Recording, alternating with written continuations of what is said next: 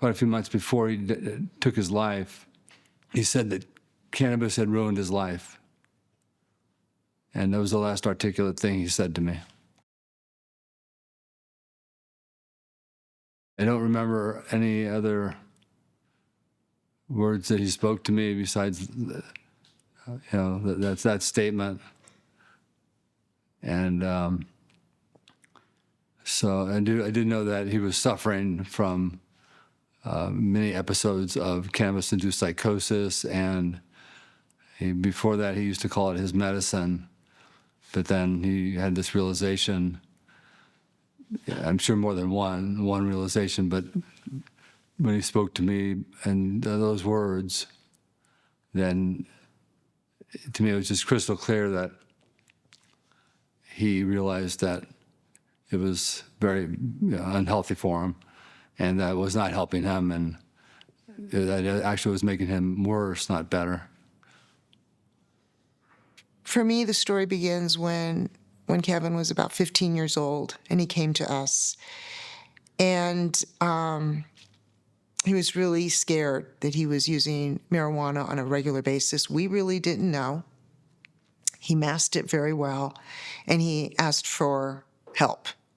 And so we helped him, we supported him, and we tried our best to work with him. And he truthfully tried to manage his desire to not use marijuana sincerely. But it was too hard for him. He wasn't managing it well. He came to us actually when he was 15, and he said that he was afraid because he was using marijuana, and he wanted us to help him. And so right away we took it seriously, and we brought him to actually an educational consultant company that was highly recommended by a friend who had used the same consultant for their son. And so they recommended a wilderness program because they realized that he was depressed, and they also thought it wouldn't work for him just to stay in our small little town because they figured that he was a follower more than a leader, and he would just continue. Maybe he'd stop it for a while, but it would be hard for him to stop using because his friends were using. And at that time, what was revealed, he had a great counselor, and what was revealed is the reason why Kevin was using marijuana. He was diagnosed with this depressive disorder, and he was very unhappy with the dynamics in our family. And he brought up a couple of things, especially my behavior, and I had to start taking a look at how my relationship and my behavior was to him and to the rest of our family. And I made a commitment to him that I would work on this. And I did. I went and I got a counselor and started really looking at the way I parented, my communication skills, and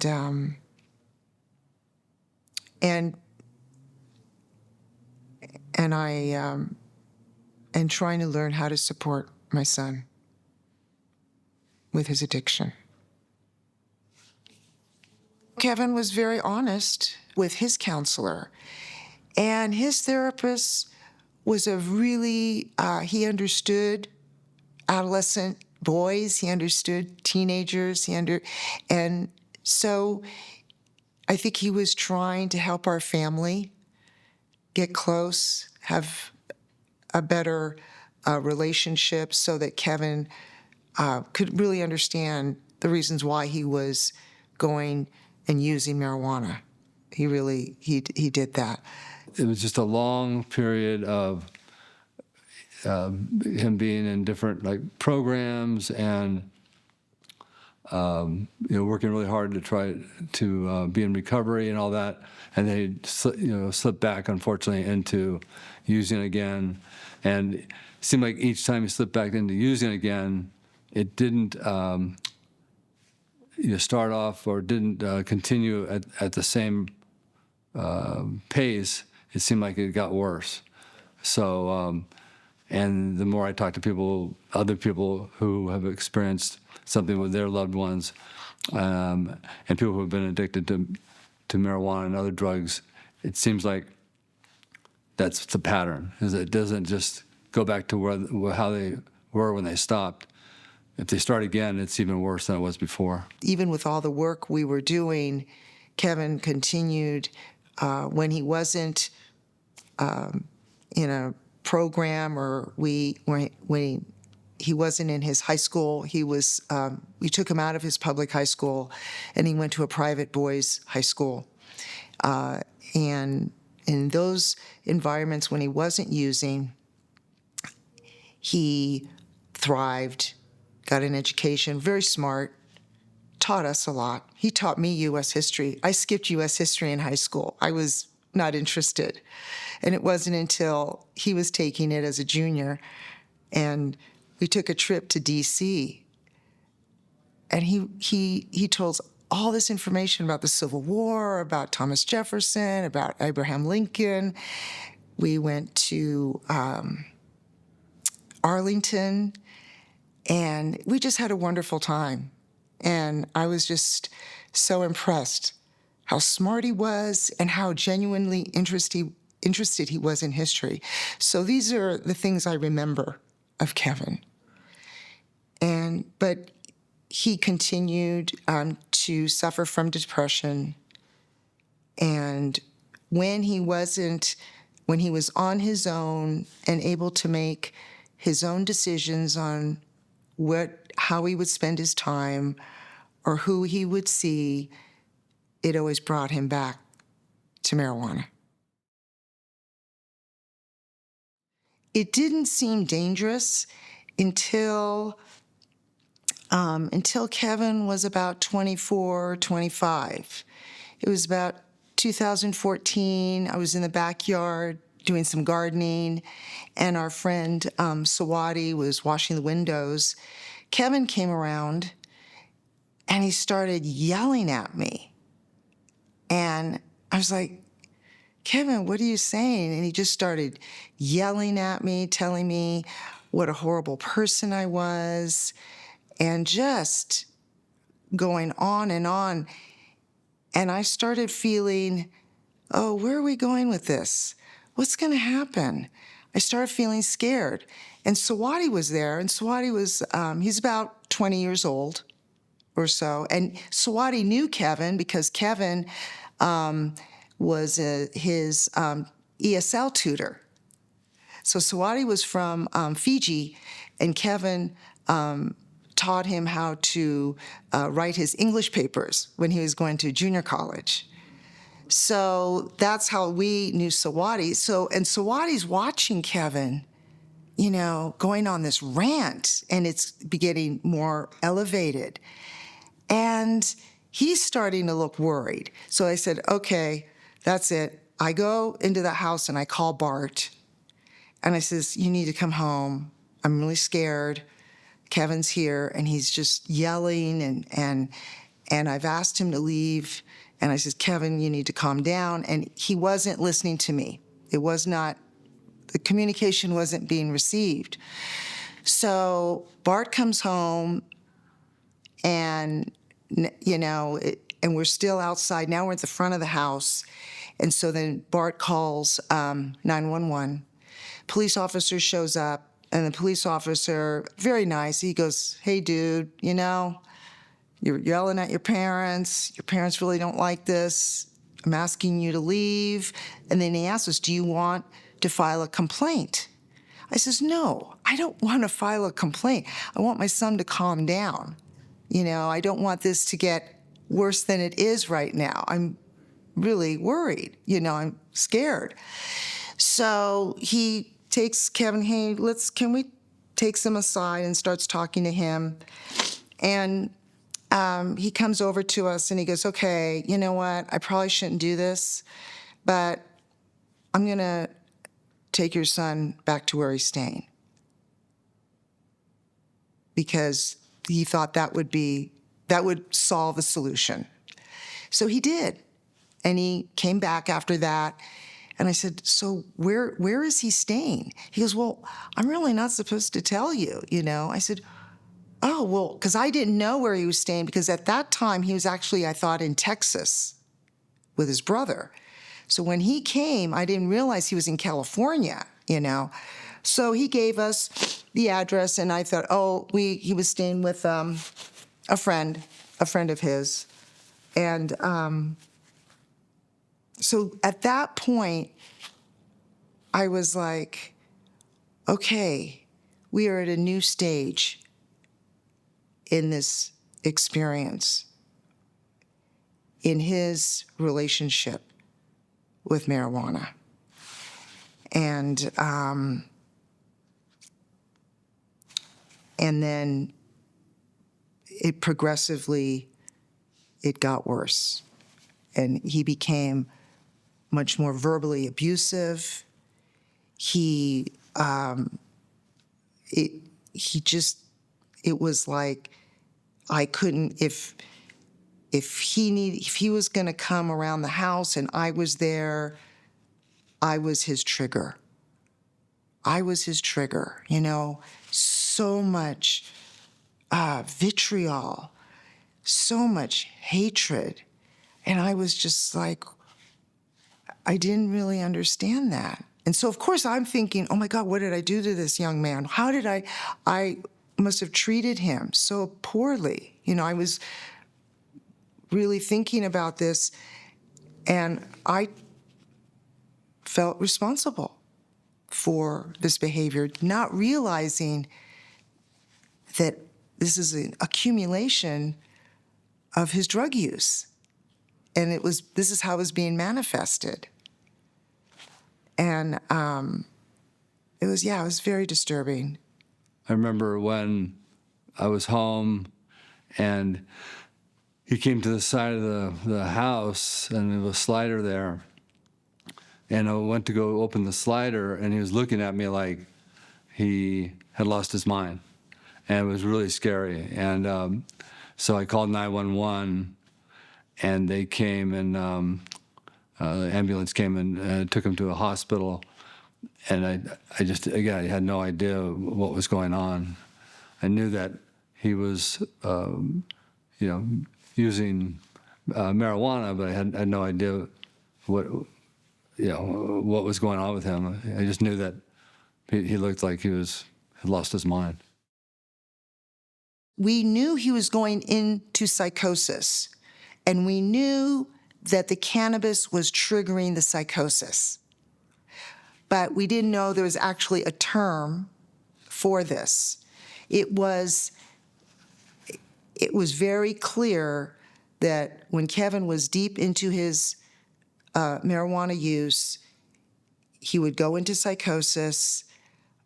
He would either call us up, we would call 911, the police would come if we were involved, and then they would take him to crisis stabilization, and they would try to find a bed for him. Or he would call 911 himself, and they would come, or the people that he was living with, or, they would call, and that, so this became a routine behavior that he had. He drove his car into the water, and this is what he said, and then got out of the car somehow, and then we got a call, because I think it was registered in our name. The car was registered in our name, and we got a call, and I went to the place that, whatever, the junkyard where it was, and Kevin I think eventually told us the story. He didn't tell us what, he just said, well, I guess somebody stole the car and drove it into the bay, you know. So he didn't tell us what happened until later. But there's this crazy things like that. Maybe not as bad, but just things that, again, just didn't make any sense. And that wouldn't have happened, I don't think, if he wasn't under the influence of lots of THC.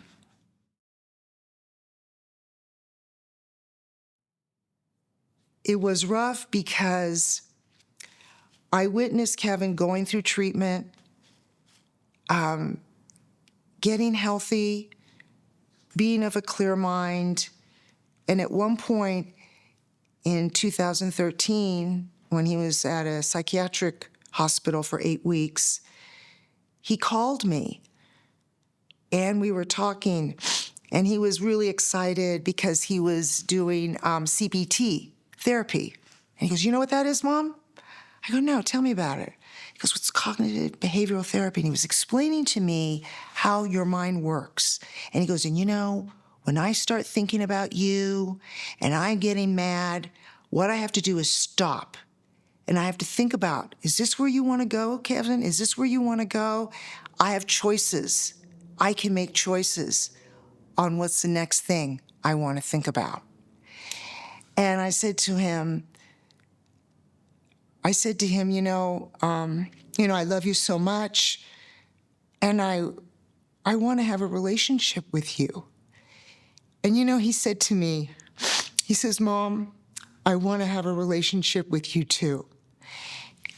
And it really came from his heart, and we were on the phone for like 45 minutes. It was a gift. And what it told me is there is a wonderful young man there, gifted. He was so intelligent. He played music. He do math. He wrote books when he was 7 years old. He wrote stories. He had a wonderful imagination. And then there was the Kevin who took drugs and turned into this other person. And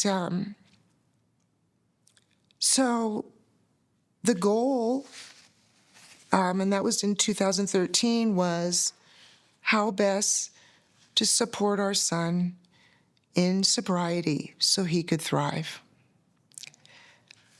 But it didn't work out that way. So it was midnight, and we had just gotten back from a trip, my wife and I, and the Benicia police, 2 Benicia police officers came to our front door and answered the door. And when I saw him there, I thought maybe something bad happened to Kevin, and they told us, yeah. Bart and I just got back from driving from Portland, and we got home late, went to bed, and about 12 or 1 o'clock, the police came to our door, and they told us that Kevin had passed away.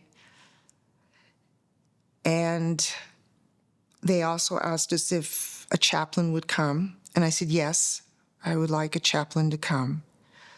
I felt I needed the support.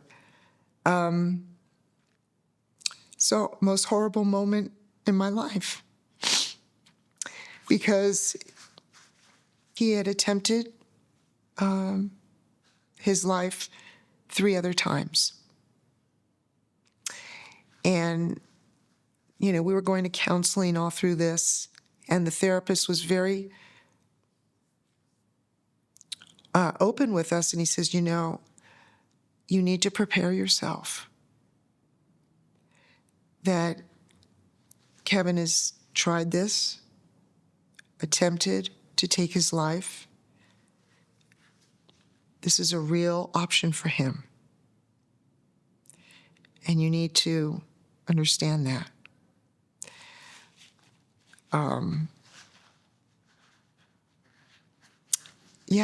it's,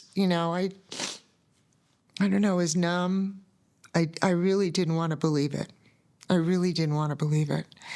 It was so unnecessary. This did not have to happen.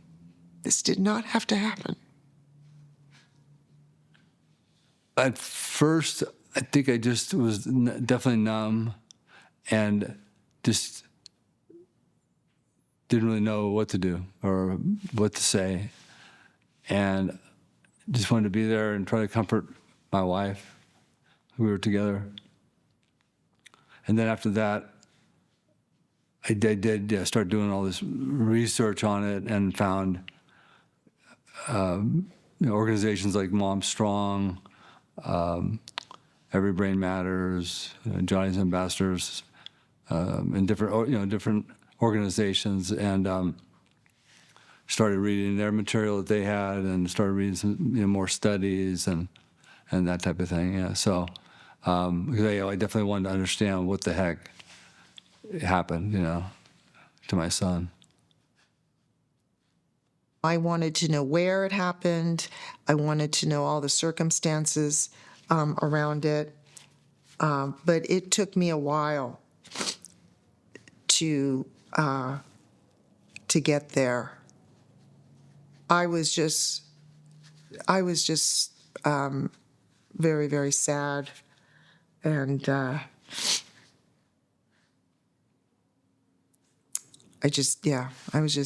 it took me a little bit, but I was more curious than Bart, because I had kept a record of all of Kevin's, his 5150s, his hospitalizations. That way, when the police would come, I could explain to them, this is his diagnosis.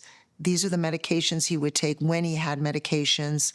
This is who his primary care doctor is. This is who his therapist is, so that they would have a picture of him while they're trying to deal with someone who is completely unstable, and to kind of give them a picture. This is who you're dealing with, and he does have a mental health history. And he's also using high-THC cannabis. So I pretty much knew why he had made that decision, and just had a very hard time accepting it. After he passed away, I did more research on cannabis, on marijuana, and I started reading articles about cannabis induced psychosis and other conditions like CHS, which is cannabinoid hyperemesis syndrome, sometimes called scromiting, because they'll scream and vomit at the same time. And it was just this whole world. I knew that he would go manic sometimes and not make sense and all that, but I really didn't know what it was. And so after he passed away, that's when I found other people who had their loved ones, especially their sons. It seemed like mostly it's the sons, but sometimes the daughters, but more often the sons, that use more and more THC, build up a tolerance. They use more and more THC, and then they sometimes will experience this cannabis-induced psychosis. Yeah.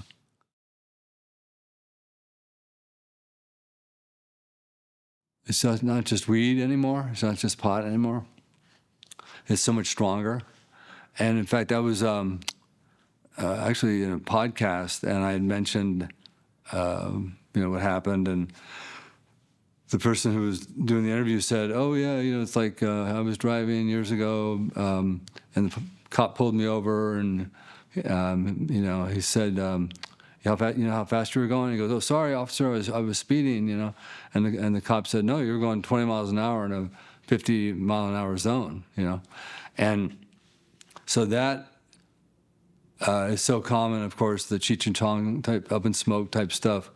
back with the weaker marijuana.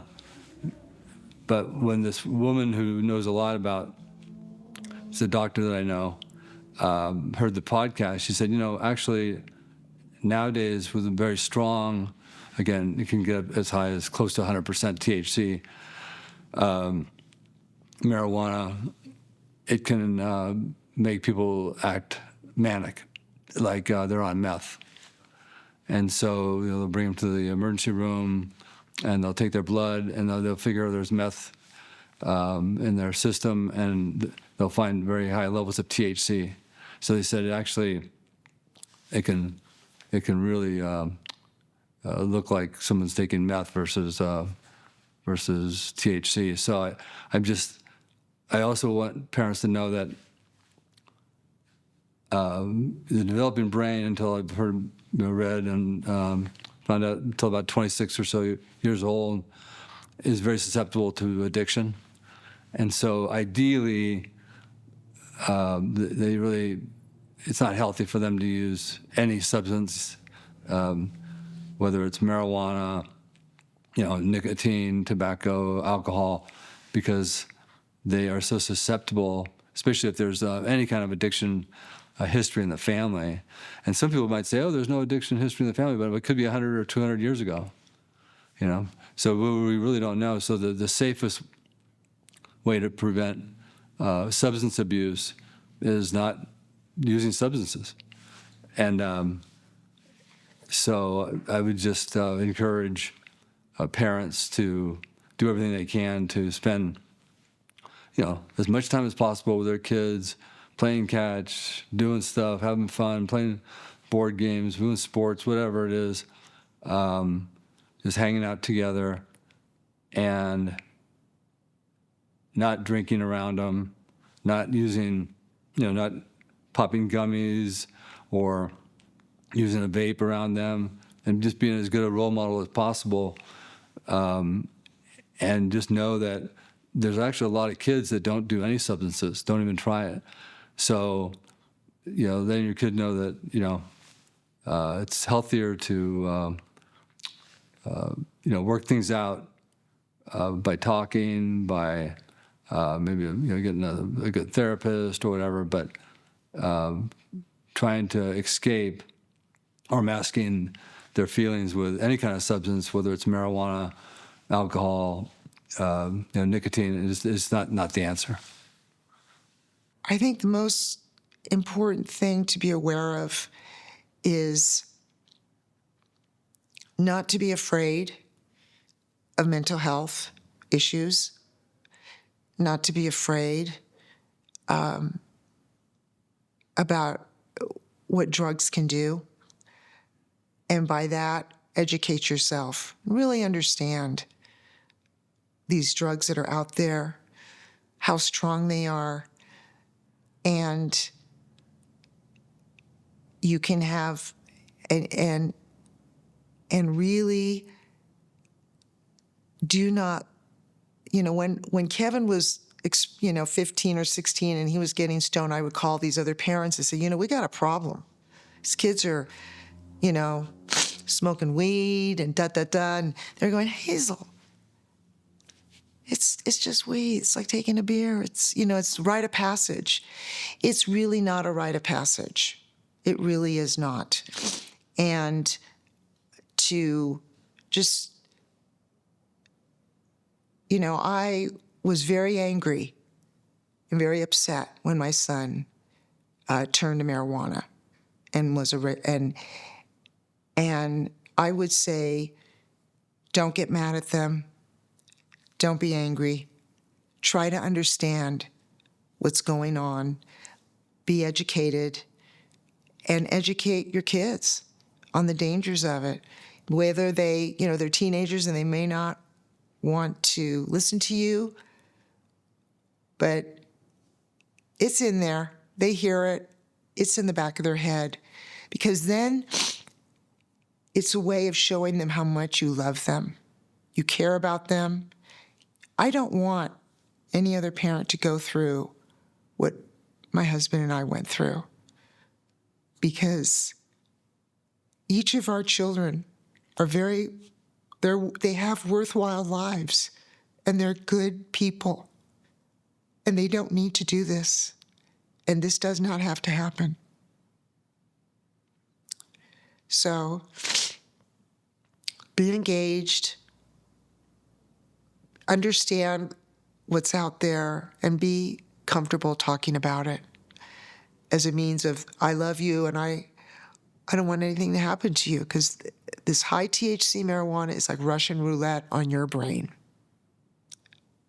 That's what it is.